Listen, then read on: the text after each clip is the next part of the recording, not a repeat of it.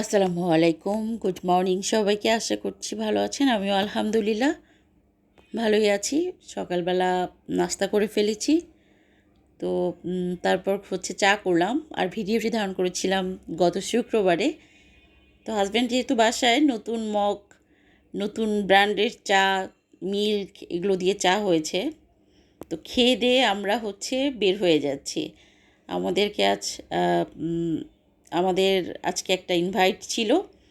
তো সেখানে আমরা পুরো পরিবার যাওয়ার উদ্দেশ্যে বের হচ্ছি। গোসল টোসল করে রেডি হয়ে বের হয়ে গেলাম আর কি।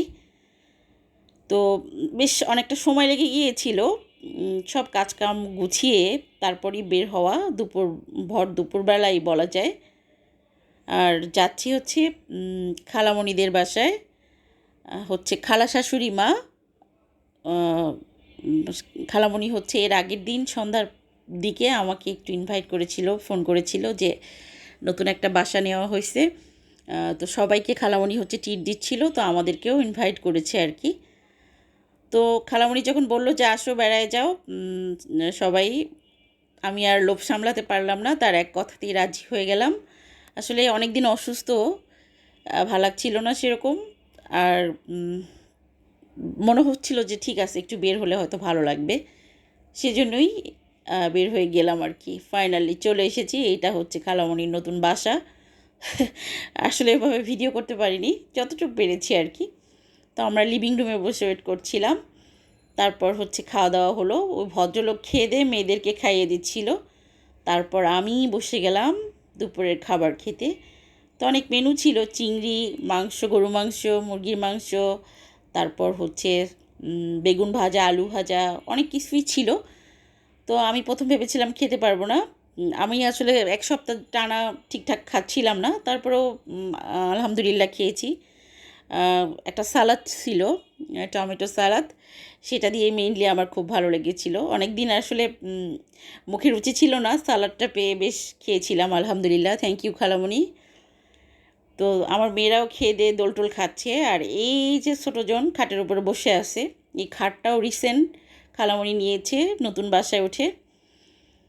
তো সব কিছু ঘুরে ঘুরে দেখছিলাম, বেশ ভালোই লাগছিলো। এভাবে ভিডিও করতে পারিনি, তারপরে যতটুকু পেরেছি শেয়ার করলাম। তারপর বের হয়ে গিয়েছি। বের হয়ে হচ্ছে ভাবলাম বাসার সামনে থেকে একটা চা খেলাম, সারাদিন মনে হলো যে চাটা খাইনি। তারপর সিএনজি করে বাসায় আসলাম। খুব ভালো লাগলো ব্যাপারটা।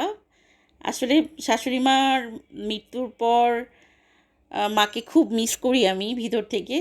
আর খালামণিরা হচ্ছেন মায়ের মতোই। মানে আমি এটা বোঝাতে চাচ্ছি যে বোনেরা বোনেরা ওনাদের অনেক মিল।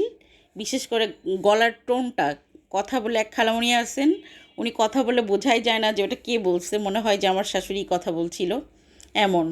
তো মনে হলো যে ঠিক আছে যাই, ভালো লাগবে। আসলেই খুব ভালো লেগেছে। তো ভালো একটা দিন ছিল। তারপরে এসে যেটা করলাম, আলু ভর্তা বসিয়ে দিলাম, ভাত বসিয়ে দিলাম। আর একটা ব্যাপার হয়েছে, আমি না হ্যাংলামি করে একটু মাংস নিয়ে আসছি। খালামণি অনেক অনুরোধ করছিল যে রাতের খাবারটা যেন খেয়ে যাই, কিন্তু আমি মনে হলো যে খেয়ে পেট ভরাই ছিল, আর খেতে পারবো না। তো বাসায় এসে বাচ্চাদের জন্য কি রান্নাবান্না করব না করব, তো ভাবলাম যে ঠিক আছে, তুমি যেহেতু এত অনুরোধ করছো তাহলে আমাকে একটু মাংসই দিয়ে দাও। আমি আমার বাচ্চাদের নিয়ে দেখি বাসায় গিয়ে খাবো না, একটু লেট করে খাবো না। এই হলো ব্যাপার। তো এই ছিল আমাদের একটু ঘোরাঘুরির ব্লগ। আশা করছি ভালো লাগবে। আল্লাহ হাফিজ সবাইকে।